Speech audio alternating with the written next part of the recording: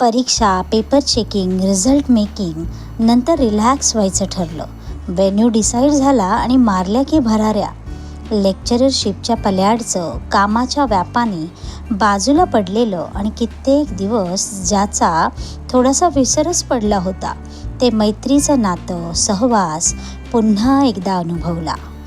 मग काय, नाच, गाणी, गप्पा, गोष्टी.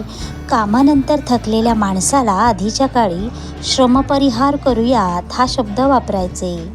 त्याचंच काहीसं हे मॉडर्न व्हर्जन बरं का.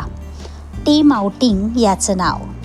आपलं कुटुंब, घर, नाती सांभाळून करिअर करू इच्छिणाऱ्या स्त्रियांना रोज तारेवरची कसरत करावी लागते. आज हे नाहीतर ते काहीतरी समोर ठाकलेलंच असतं, बरोबर. एकत्र घालवलेले हे क्षण पुढच्या कितीतरी दिवसांची ऊर्जा बनून जपून ठेवायचे आहेत आणि मग काय, लागायचं नव्या कामाला.